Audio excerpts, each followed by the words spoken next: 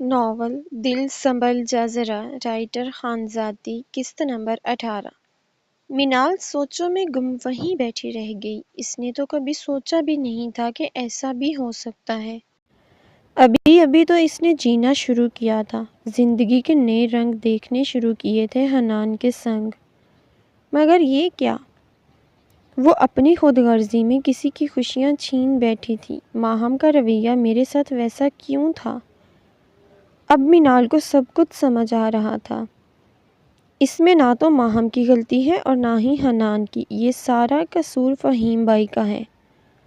حنان نے ضد میں آ کر بدلے کی آگ میں مجھ سے نکاح کر لیا تھا اور اپنی محبت کو کھو دیا۔ ماہم سے محبت کرتے تھے وہ، ان کے درمیان جدائی نہ آتی اگر مجھ سے نکاح نہ کرتے تو۔ میں ہی ان دونوں کے درمیان آ گئی ہوں۔ نہیں نہیں حنان، میں آپ کو ایسا نہیں کرنے دوں گی۔ ہر کسی کو خوش رہنے کا حق ہے، آپ کی خوشی ماہم سے ہے، میں آپ دونوں کو تڑپتے ہوئے نہیں دیکھ سکتی۔ لیکن تمہارا کیا مینال؟ تمہاری خوشیاں بھی تو حنان سے جڑ چکی ہیں، وہ شوہر ہے تمہارا، تمہارا حق ہے اس پر، تمہیں بھی زندگی جینے کا حق ہے۔ تم نے بھی تو اپنوں کو کھویا ہے اس رشتے کی وجہ سے، اس میں تمہاری تو کوئی غلطی نہیں تھی۔ تم خود سے تو نہیں شامل ہوئی تھی حنان کی زندگی میں، بلکہ حنان نے تمہیں خود شامل کیا اپنی زندگی میں اپنی مرضی سے۔ تو پھر یہ خسارہ تم کیوں اٹھا رہی ہو؟ تمہیں بھی حق ہے اپنی زندگی جینے کا، تم کیوں اپنی خوشیاں قربان کرو گی؟ مینال کو اپنے دل سے آواز آئی، لیکن اس نے ان آوازوں کو جھٹلا دیا۔ نہیں، میں اتنی خود غرض نہیں بن سکتی۔ آپ میری خوشی کے لیے اپنی خوشیاں قربان کرنا چاہ رہے ہیں، لیکن میں آپ کو ایسا نہیں کرنے دوں گی حنان۔ میں یہاں سے کہیں دور چلی جاؤں گی، آپ دونوں کی زندگی سے دور۔ میری دعا ہے کہ آپ دونوں خوش رہیں، آپ دونوں کو اپنی زندگی جینے کا حق ہے۔ میری وجہ سے تھوڑی پریشانی تو ہوگی آپ کو، لیکن وقت گزرنے کے ساتھ ساتھ سب کچھ ٹھیک ہو جائے گا۔ اب مجھے چلنا چاہیے۔ اس سے پہلے کہ حنان گھر آئیں، مینال نے جلدی سے اسٹڈی روم سے ایک پیج اور پین لے کر اپنا پیغام لکھا۔ پیج اور اپنا فون باہر کمرے میں رکھا، شال نکال کر اوڑھی، ایک پرس میں چند پیسے رکھے اور سب سے چھپتی چھپاتی گھر کے پچھلے دروازے سے باہر نکل گئی۔ ایک آخری نظر مڑ کر اپنے گھر پر ڈالی اور آنسو پونچھتے ہوئے شال میں منہ چھپائے آگے کی طرف بڑھ گئی، کبھی نہ واپس آنے کے لیے۔ مینال گھر سے نکل تو پڑی تھی لیکن اپنی منزل سے انجان تھی۔ وہ ایسے راستوں کا کچھ اندازہ نہیں تھا اسے کہ کہاں جانا ہے۔ اسے تو یہ بھی نہیں پتا تھا کہ اب کہاں جائے گی وہ تو بس بے مقصد چلتی جا رہی تھی۔ ایک رکشے والا اس کے پاس آ کر رکا۔ باجی کہاں جانا ہے؟ مینال اس کے ایک دم سامنے رکشہ لا کر روکنے پر ڈر گئی۔ نہیں، مجھے کہیں نہیں جانا، آپ جائیں یہاں سے۔ مینال اکیلی سڑک کے کنارے بس چلتی جا رہی تھی۔ سڑک پار کرنے کے سڑک سے نیچے اتری ہی تھی کہ سامنے سے تیزی سے آتی گاڑی کو دیکھ کر آنکھیں زور سے بند کر گئی اور وہ گاڑی سے ٹکرا گئی۔ اس کے بعد اسے کچھ ہوش نہیں رہا۔ جب ہوش آیا تو خود کو بیڈ پر کسی انجان کمرے میں پایا۔ مینال نے اٹھنے کی کوشش کی مگر پاؤں میں آئی چوٹ کی وجہ سے اپنی جگہ سے ہل بھی نہیں سکی۔ میں یہاں کیسے آئی؟ یہ گھر کس کا ہے؟ مینال کے دماغ میں خطرے کا الارم بجا۔ اسے یاد آیا کہ وہ گاڑی سے ٹکرائی تھی اور بے ہوش ہو گئی تھی۔ مینال بہت مشکل سے خود کو سنبھالتے ہوئے باہر کی طرف بڑھی۔ کمرے سے باہر نکلی تو سامنے ٹی وی لاؤنج میں اسے ایک خاتون بیٹھی نظر آئیں۔ مینال کو دیکھ کر مسکرا دی اور اسے سہارا دینے کے لیے آگے بڑھی۔ نہیں، میں ٹھیک ہوں، بس معمولی سی چوٹ ہے۔ آپ کون ہیں اور میں یہاں کیسے؟ مینال کے چہرے پر پریشانی واضح جھلک رہی تھی۔ وہ خاتون مسکرا دی۔ آؤ ادھر بیٹھو بیٹا، اسے بازو سے پکڑتے ہوئے صوفے کے پاس بٹھا دیا۔ بیٹا کچھ گھنٹوں پہلے تو میری گاڑی سے ٹکرا کر بے ہوش ہو گئی تھی۔ آئی ایم سوری، میری وجہ سے آپ کے پاؤں پر چوٹ لگ گئی۔ بیٹا تم اچانک گاڑی کے سامنے آ گئی تو بہت مشکل سے بریک لگائی میں نے، لیکن تم گاڑی سے ٹکرا گئی اور پاؤں میں چوٹ لگ گئی۔ ڈاکٹر نے میڈیسن لکھ دی تھی۔ ان کا کہنا تھا کہ تم شاید ڈر کی وجہ سے بے ہوش ہو گئی تھی۔ مینال پریشانی سے ادھر ادھر دیکھ رہی تھی۔ اس خاتون نے اس کی پریشانی بانپ لی تھی۔ دیکھو بیٹا، پریشان مت ہو، اسے اپنا ہی گھر سمجھو۔ میں تو تمہارے ہوش میں آنے کا انتظار کر رہی تھی تاکہ تمہارے گھر والوں سے رابطہ کر سکوں، کیونکہ تمہارے پرس سے کچھ ملا ہی نہیں ایسا جو تمہارے گھر والوں سے رابطہ کر سکوں۔ میرا کوئی گھر نہیں ہے۔ آپ کا بہت بہت شکریہ جو آپ نے میرا خیال رکھا۔ پلیز میم، آپ میرا پرس لا دیں تاکہ میں یہاں سے جا سکوں۔ کیا مطلب کوئی گھر نہیں ہے تمہارا؟ تم کہاں رہتی ہو بیٹا، بتاؤ مجھے۔ گھر والوں سے ناراض ہو کر نکلی ہو کیا باہر؟ بتاؤ مجھے، میں لے چلتی ہوں تمہیں تمہارے گھر واپس۔ اس خاتون کا لہجہ بہت محبت بھرا تھا۔ ایک پل کے لیے مینال کا دل چاہا کہ اسے ساری حقیقت بتا دے، لیکن اگلے ہی پل اسے خیال آیا کہ اتنی جلدی کسی پر بھروسہ نہیں کرنا چاہیے۔ نہیں میم، ایکچولی میرے پیرنٹس آؤٹ آف کنٹری رہتے ہیں، میں یہاں اپنے چاچو کے گھر رہتی ہوں۔ میرے چاچو زبردستی میرا نکاح پڑھوانا چاہتے ہیں اپنے بیٹے کے ساتھ، اسی لیے میں وہاں سے بھاگ آئی۔ مینال نے اسے من گھڑت کہانی سنا دی جس کا اس نے یقین بھی کر لیا۔ ایسا وہ میرے پاپا کی جائیداد ہتھیانے کے لیے کر رہے ہیں جو پاکستان میں انہوں نے میرے نام کر رکھی ہے۔ اوہو، یہ تو بہت برا ہوا بیٹا۔ تم مجھے ایڈریس بتاؤ، میں ان کے خلاف کیس کروں گی، اور اپنے پیرنٹس کا کانٹیکٹ نمبر لکھواؤ تاکہ میں ان سے رابطہ کر کے ان کو بتا سکوں تمہارے بارے میں۔ نہیں میم، ایکچولی میری اسٹیپ مدر ان کو یہاں آنے نہیں دیں گی۔ پاپا میری ذمہ داری چاچو کے حوالے کر چکے ہیں۔ میں نہیں چاہتی پاپا کو میری وجہ سے کوئی تکلیف پہنچے۔ آپ میرا پرس لا دیں پلیز، میں کہیں نہ کہیں تو رہنے کا بندوبست کر لوں گی۔ اب اکیلے ہی رہنا ہے تو حالات کا مقابلہ تو کرنا ہی پڑے گا۔ مینال کا لہجہ بہت دکھی ہو چکا تھا۔ یہ بات اس نے سچ بولی تھی۔ نہیں بیٹا، اب تم یہاں سے کہیں نہیں جاؤ گی، میرے ساتھ ہی رہو گی۔ میرا نام شمائلہ ہے، میں یتیم بچوں کے لیے اور بے سہارا عورتوں کے لیے کام کرتی ہوں۔ میری شادی سے 10 سال بعد میرے ہسبینڈ کی ڈیتھ ہو گئی ایکسیڈنٹ میں۔ ایک بیٹا ہے میرا جو اس وقت امریکہ میں ہے تعلیم کی غرض سے، بہت جلد واپس آنے والا ہے پاکستان۔ میرے ہسبینڈ کروڑوں کی جائیداد اور بزنس چھوڑ گئے ہمارے لیے۔ مجھ اکیلی پر سارا بوجھ آ گیا۔ اتنے پیسوں کا میں کیا کرتی؟ اسی لیے میں نے سوچا کہ کیوں نہ کچھ رقم اپنے ہسبینڈ کے ایصال ثواب کے لیے ڈونیٹ کر دوں۔ میں نے مختلف اداروں میں سالانہ ڈونیشن جمع کروانی شروع کر دی تاکہ یتیم بچے پڑھائی کر سکیں، لیکن مجھے پتہ چلا کہ انتظامیہ وہ پیسے بچوں پر خرچ کرتی ہی نہیں بلکہ اپنی جیبیں بھرنے میں لگی ہیں۔ پھر میری ایک دوست کے مشورے پر میں نے خود سے ایک بلڈنگ خریدی اور یتیم بچوں اور لاوارث عورتوں کے لیے رہائش گاہیں بنا دیں۔ اتنے سارے پیسے کا میں اکیلی کیا کرتی، اسی لیے میں نے پیسوں کو بینکوں میں محفوظ رکھنے کی بجائے غریبوں کی مدد کے لیے استعمال کیا، اور یہ فیصلہ کارآمد ثابت ہوا۔ بہت سے یتیم بچے مفت تعلیم حاصل کر رہے ہیں ہمارے ادارے میں، اور بہت سی بے سہارا خواتین بھی رہائش پذیر ہیں وہاں، جن کو مختلف ہنر سکھا کر اپنے خود کے لیے کچھ کرنے کے قابل بنایا۔ سب اللہ کی مہربانی ہے جو اللہ نے مجھے اس کام کے لیے چنا ہے کہ میں اس کے بندوں کے کام آ سکوں۔ تو میں کہنا یہ چاہ رہی تھی بیٹا کہ خود کو تنہا مت سمجھو۔ خدا کا شکر ادا کرو کہ تم اس وقت محفوظ ہاتھوں میں ہو۔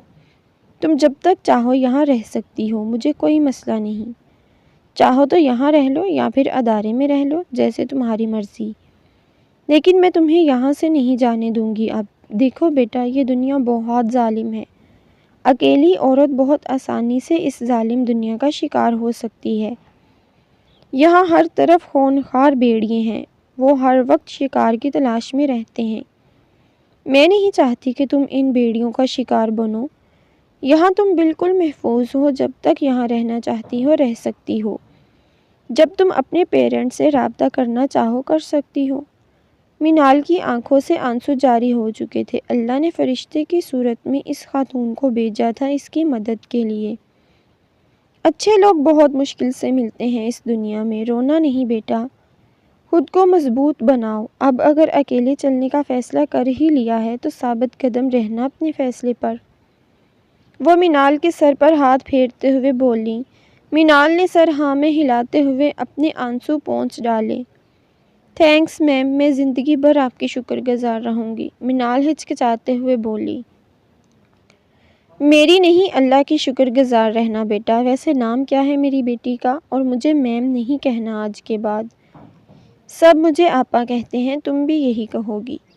جی ٹھیک ہے، منال مسکراتے ہوئے بولی۔ اور میرا نام؟ میرا مطلب میرا نام اینی ہے۔ منال اپنا نام بولتے بولتے رک گئی اور ان کو اپنا نام اینی بتا دیا۔ نائس نیم۔ اچھا تم بیٹھو، میں کچھ کھانے کے لیے لاتی ہوں تمہارے لیے، کہتے ہوئے وہ وہاں سے چلی گئی، جبکہ منال کی آنکھوں سے پھر سے آنسو جاری ہو گئے۔ منال جانے کو تو اپنے گھر بھی جا سکتی تھی، اسے اپنے گھر کا ایڈریس پتہ تھا، لیکن وہ جانتی تھی کہ حنان بہت آسانی سے اس تک پہنچ جائے گا، اسی لیے اس نے وہاں نہ جانے کا فیصلہ کیا۔ حنان اپنے کمرے میں کھڑکی کے پاس یوں ہی کب سے کھڑا آسمان کی طرف دیکھ رہا تھا۔ جب سے وہ باہر سے آیا تھا وہ یہیں پر کھڑا تھا۔ اسے اپنا کمرہ آج ویران ویران سا لگ رہا تھا، بالکل اس کے دل کی طرح۔ وہاں بھی ہر طرف ویرانی چھائی ہوئی تھی۔ وہ بار بار ادھر ادھر دیکھتا کمرے میں کہ شاید منال کہیں سے آ جائے، یا پھر یہ کوئی برا خواب ہو جو آنکھ کھلے اور ٹوٹ جائے، مگر ایسا کچھ نہیں ہوا۔ یہی حقیقت تھی، اور حقیقت آنکھیں بند کرنے سے بدل نہیں جاتی۔ حنان نے کوٹ کی جیب میں سے منال کا خط نکال کر سینے سے لگا لیا، جیسے منال کی خوشبو کو محسوس کرنا چاہ رہا ہو۔ اس کی آنکھوں سے آنسو جاری ہو چکے تھے۔ ایک مرد ہوتے ہوئے وہ رو رہا تھا۔ ہاں وہ رو رہا تھا اپنی شریک حیات کے لیے۔ ابھی تو سوچ ہی رہا تھا کہ منال کی زندگی کو خوشیوں سے بھر دے گا، جو غلطی اس سے ہوئی اسے سنوارے گا۔ وہ آج منال کو یہ بتانے والا تھا کہ اس نے فیصلہ کیا ہے کہ وہ منال کو اس کے گھر لے جانے والا ہے، اس کے گھر والوں سے معافی مانگنا چاہتا ہے اور منال کو دھوم دھام سے اس گھر سے دلہن بنا کر رخصت کروا کر یہاں لانا چاہتا ہے۔ مگر یہ جو ہوا، اس کی زندگی ہی لٹ گئی جیسے۔ ہر جگہ ڈھونڈ چکا ہے منال کو، مگر منال تو اس کی زندگی سے ایسے غائب ہوئی جیسے کبھی تھی ہی نہیں۔ حنان ضبط کی انتہاؤں پر تھا۔ آج وہ بے بس ہو چکا تھا۔ آج پہلی بار وہ ہارا تھا۔ وہ ہمیشہ سے سوچتا تھا کہ میں کبھی ہار نہیں سکتا، جو چاہوں حاصل کر سکتا ہوں، مگر آج وہ ہار چکا تھا ایک لڑکی سے، جو اس کی زندگی بن چکی ہے، اس کی شریک حیات۔ حنان وہیں کھڑکی کے پاس بیٹھ گیا، دیوار کے سہارے۔ Manal please come back, I can not leave without you. کچھ دیر بعد حنان کو اپنا سر بھاری ہوتا ہوا محسوس ہوا۔ اٹھ کر کمرے سے باہر نکل گیا۔ اس کا رخ ماہم کے کمرے کی طرف تھا۔ ماہم اپنے کمرے میں چھپی بیٹھی تھی۔ اچانک حنان کو اپنے سامنے دیکھ کر اس کا حلق تک خشک ہو گیا۔ حنان کی سرخ آنکھیں، بکھرے بال، ماہم کے دل کو کچھ ہوا۔ وہ حنان کی طرف بڑھی۔ حنان، میرا کوئی قصور نہیں اس میں، یہ سب کچھ ہانی کا کیا دھرا ہے، پتہ نہیں اس نے منال۔ بس۔ حنان نے اسے ہاتھ کے اشارے سے مزید بولنے سے روک دیا۔ خبردار، خبردار، جو منال کا نام بھی لیا تم نے اپنی زبان سے تو میں تمہاری زبان کاٹ دوں گا۔ حنان کے بگڑتے تیور دیکھ کر ماہم ڈر کر پیچھے ہٹی۔ حنان نے منال کے فون پر ویڈیو پلے کرتے ہوئے فون کی سکرین ماہم کی طرف کر دی۔ ویڈیو دیکھتے ہی ماہم کے پسینے چھوٹ گئے۔ اسے لگا جیسے اس کے پاؤں کے نیچے زمین ہی نہیں رہی۔ یہ کہاں سے آئی تمہارے پاس حنان؟ ماہم گھبراتے ہوئے بولی۔ کیوں، تمہیں نہیں پتا کیا؟ حنان نے الٹا اسی سے سوال کر ڈالا۔ تم دونوں نے مل کر برباد کر دی میری زندگی، برباد کر دیا مجھے تم نے اور ہانی نے مل کر، حنان چلاتے ہوئے بولا۔ زندہ نہیں چھوڑوں گا میں تمہیں، حنان نے ماہم کو گردن سے دبوچتے ہوئے دیوار سے لگا دیا۔ ماہم نے خود کو چھڑوانے کی کوشش کی، مگر حنان کی گرفت مضبوط تھی۔ نہیں چھوڑوں گا میں تمہیں، حنان چلا رہا تھا۔ حنان کے سر پر جنون سوار تھا۔ احسن ابھی ابھی آیا تھا ہاسپٹل سے۔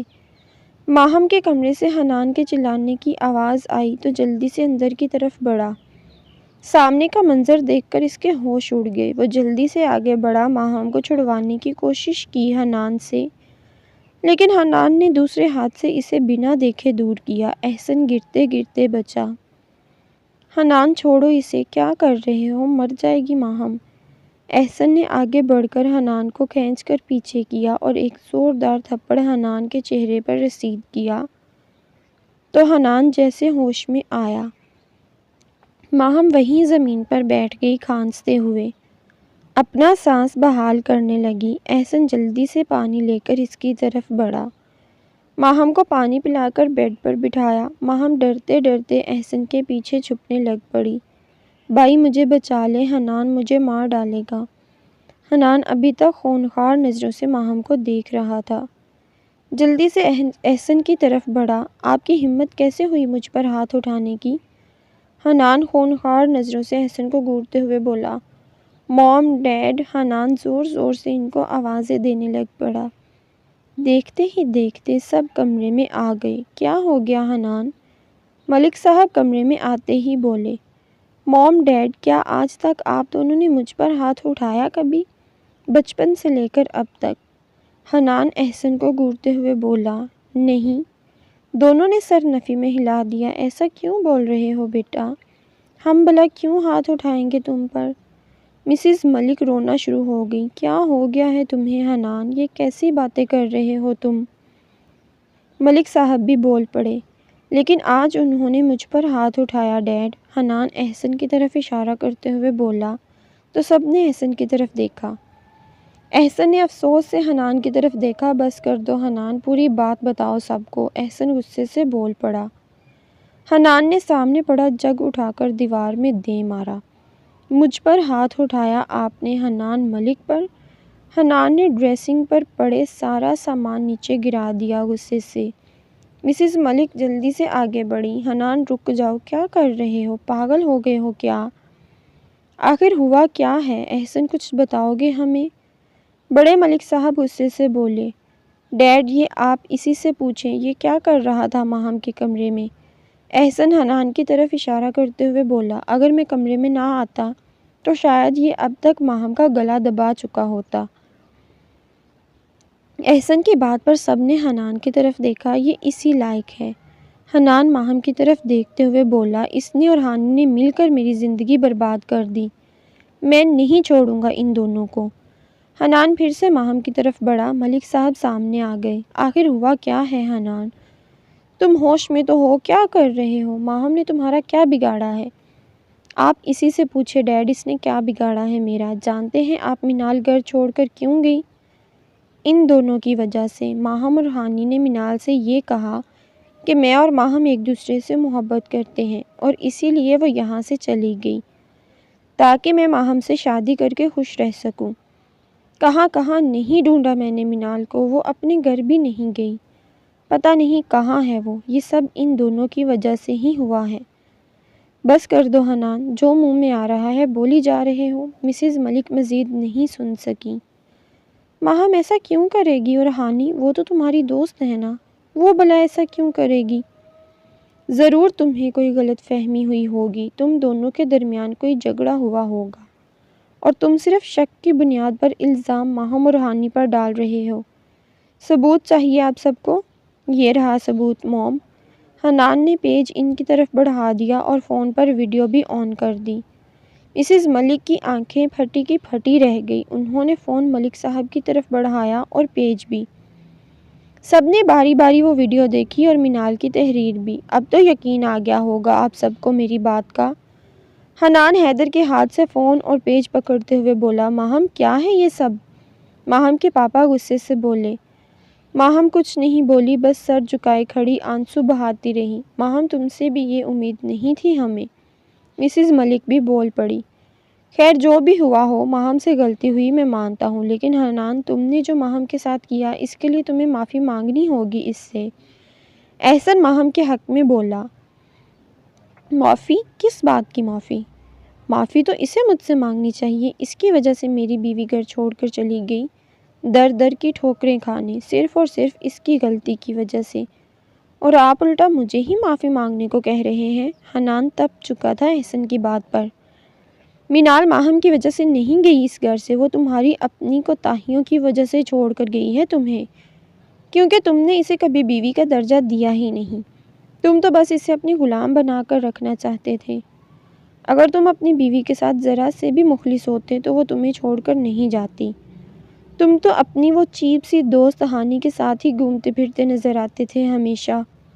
اب یہ سب تو تمہاری اپنی غلطیوں کا نتیجہ ہے جو تم ماہم پر الزام ڈال رہے ہو۔ احسن بھی چپ رہنے والوں میں سے نہیں تھا، ہر بات کا جواب بخوبی دینا چاہتا تھا۔ ہانی کے بارے میں آپ لوگ سچ نہیں جانتے، وہ بہت بڑی مجرم تھی بھائی۔ اگر آج حنان وقت پر نہ پہنچتا تو شاید میں یہاں آپ سب کے سامنے زندہ نہیں کھڑی ہوتی۔ ماہم کی بات پر سب نے چونک کر اس کی طرف دیکھا۔ ماہم نے صبح ہونے والے حادثے کے بارے میں بتا دیا سب کو۔ احسن کے دل میں حنان کے لیے نرمی پیدا ہوئی، وہ اس کی طرف بڑھا، مگر اس سے پہلے ہی حنان حیدر کی طرف بڑھ گیا۔ میری گاڑی کی کیز کدھر ہیں حیدر؟ حنان حیدر کی طرف متوجہ ہو گیا۔ اب کہاں جا رہے ہو تم حنان؟ کچھ دیر پہلے ہی تو گھر لایا ہوں میں تمہیں۔ حیدر حیرانگی سے اس کی طرف دیکھ کر بولا، اور بارش ہو رہی ہے باہر، کہاں جانا ہے تمہیں اس وقت؟ حیدر کے سوالوں پر حنان کا سر چکرا گیا۔ حیدر کیز لا دو مجھے پلیز، میرا دم گھٹ رہا ہے یہاں، میں کچھ دیر باہر جانا چاہتا ہوں، حنان زور سے بولا تو حیدر کمرے سے باہر نکل گیا۔ حیدر نے کیز لا کر حنان کو دی تو وہ کمرے سے باہر نکل گیا۔ ارسل اور ذوحان کو فون کر کے ملنے کے لیے بلایا۔ ارسل تو آ گیا مگر ذوحان شہر سے باہر تھا، اسی لیے آ نہیں سکا۔ ارسل آیا تو حنان نے اسے خود پر بیتی ساری کہانی سنا دی۔ ارسل بھی پریشان ہو چکا تھا، اب تو رات ہو چکی تھی، صبح مینال گھر سے نکلی تھی، اگر اپنے گھر نہیں گئی تو کہاں گئی؟ حنان ہو سکتا ہے وہ اپنی کسی دوست کے گھر یا پھر کسی رشتہ دار کے گھر چلی گئی ہو۔ ہم ایسا کرتے ہیں، وہیں چلتے ہیں بابی کے گھر، کسی ہمسائے سے فہیم کا یا پھر انکل کا کانٹیکٹ نمبر لے کر ان سے رابطہ کریں گے۔ چلو چلتے ہیں۔ ارسل گاڑی میں بیٹھ گیا، لیکن حنان وہیں کھڑا رہا۔ کوئی فائدہ نہیں وہاں جانے کا، صبح گیا تھا میں وہاں۔ اچھا ایسا کرتے ہیں، تم کہیں دور رک جانا ان کے گھر سے، میں ان کے ہمسایوں سے بات کر کے دیکھتا ہوں، اب ہم ہاتھ پہ ہاتھ دھر کر تو نہیں بیٹھ سکتے نا۔ ارسل کی بات پر حنان سر ہلاتے ہوئے گاڑی میں بیٹھ گیا اور گاڑی سٹارٹ کر کے مینال کے گھر کی طرف روانہ ہو گئے دونوں۔ مینال نے اپنے ہاتھ پر بندھی پٹی کھول دی، اس کے ہاتھ کا زخم ٹھیک ہو چکا تھا۔ یہ تو بیرونی زخم تھا، ٹھیک ہو گیا، مگر جو زخم روح پر لگے ہیں وہ کبھی نہیں بھر سکتے۔ حنان کی بے وفائی کے زخم۔ اگر اپنانا نہیں تھا تو جھوٹے خواب بھی نہ دکھاتے آپ حنان، بہت بڑی غلطی کر دی میں نے آپ پر بھروسہ کر کے، شاید میں ہانی کی باتوں پر یقین نہ کرتی، مگر وہ ویڈیو وہ تو جھوٹی نہیں تھی نا حنان، شاید مجھ سے ہی غلطی ہو گئی آپ کو سمجھنے میں، صحیح کہا تھا آپ نے، جو میں ہوں وہ میں دکھتا نہیں، اور جو میں دکھتا ہوں وہ میں ہوں نہیں۔ مینال ہنس پڑی، اذیت کے ان لمحات میں بھی وہ حنان کی باتوں پر ہنس رہی تھی، ٹوٹ چکی تھی وہ مگر پھر بھی مسکرا رہی تھی، کیونکہ وہ بکھرنا نہیں چاہتی تھی، مگر بکھر بھی جاتی تو کس کے سہارے؟ اب اس کو سہارا دینے والا کوئی نہیں تھا۔ ہاں مگر ایک ذات ہے ایسی جو ہمیں کبھی نا امید نہیں لوٹاتی، ہر حال میں ہمارا ساتھ دیتی ہے، چاہے ہم جتنے بھی گناہ کریں، بس ایک بار رو کر گڑ گڑا کر معافی مانگے تو وہ ہمیں معاف کر دیتی ہے، اور وہ ذات ہے اللہ کی جو غفور الرحیم ہے۔ حالات جیسے بھی ہو جائیں، ہماری ہر امید اللہ سے ہونی چاہیے، صبر شکر کر کے زندگی گزارنی چاہیے، اور اللہ صبر کرنے والوں کو پسند کرتا ہے۔ مینال کے دل سے ایسے آواز آئی، اللہ صبر کرنے والوں کے ساتھ ہے، صبر۔ مینال نے یہ لفظ دہرایا، ہاں میں صبر کروں گی، اللہ کے سہارے یہ زندگی گزار دوں گی۔ آنکھیں بند کر کے لیٹ گئی، سونے کی کوشش کر رہی تھی مگر نیند اب اسے کہاں آنے والی تھی، صبر آہستہ آہستہ ہی آئے گا اسے، اب اتنی جلدی تو نہیں آئے گا صبر، اسے کچھ وقت لگے گا۔ ارسل نے مینال کے گھر کے ساتھ والے گھر سے فہیم کا نمبر لا کر حنان کو دیا، یہ لو حنان، فہیم کا نمبر ہی مل سکا ہے، یہ لو بات کرو تم۔ میں بات کروں؟ پاگل ہو تم؟ حنان ارسل پر تپ گیا۔ تو کون کرے گا بات؟ میں بات کرتا اچھا تو نہیں لگوں گا نا حنان؟ ساری دشمنی سائڈ پر رکھ کر بات کرنی پڑے گی تمہیں منال بھابی کی خاطر۔ ارسل کی بات پر حنان نے نمبر اس کے ہاتھ سے کھینچنے کے انداز سے پکڑا اور فون میں ڈائل کرنے لگ پڑا۔ ارسل نے مسکراتے ہوئے کندھے اچکا دیے۔ نمبر ڈائل کرنے کے بعد کافی دیر تک فون کان سے لگائے کھڑا رہا۔ بیل جا رہی تھی لیکن فہیم فون نہیں اٹھا رہا تھا۔ آخرکار تنگ آ کر کال کاٹنے ہی لگا تھا کہ کال پک کر لی گئی۔ ہیلو حنان بول رہا تھا، دوسری طرف سے کوئی نہیں بول رہا تھا۔ چند سیکنڈ بعد دوسری طرف سے سسکیوں کے ساتھ آواز آئی، حنان؟ حنان میں ثانیہ۔ ثانیہ کی آواز سنتے ہی حنان کا دل تڑپ اٹھا۔ رو کیوں رہی ہو تم ثانیہ؟ کیا ہوا؟ سب خیریت تو ہے نا؟ کہیں فہیم نے کچھ کہا تو نہیں تمہیں یا پھر اس کے گھر والوں نے؟ حنان سب کچھ بھول کر پریشانی میں بول پڑا۔ لیکن حنان ایسا کچھ نہیں ہے، میں بالکل ٹھیک ہوں۔ بہت عرصے بعد تمہاری آواز سنی ہے نا تو میں خود کو سنبھال نہیں سکی۔ تم بتاؤ کیسے ہو؟ منال اور گھر والے، موم ڈیڈ سب ٹھیک ہے؟ ثانیہ خود کو ریلیکس کرتے ہوئے بولی۔ ہاں باقی سب تو ٹھیک ہے ثانیہ، بس ایک پرابلم ہے، وہ یہ کہ منال گھر چھوڑ کر چلی گئی ہے۔ تو میں یہی پوچھنا چاہتا تھا کہ منال تم لوگوں کے ساتھ تو نہیں؟ مگر جب گھر گیا تو تم لوگ وہاں تھے ہی نہیں۔ نہیں حنان، منال ہمارے ساتھ تو نہیں ہے، ہم کہیں اور شفٹ ہو چکے ہیں۔ مگر یہ سب کچھ کیسے ہو گیا حنان؟ منال نے ایسا کیوں کیا آخر؟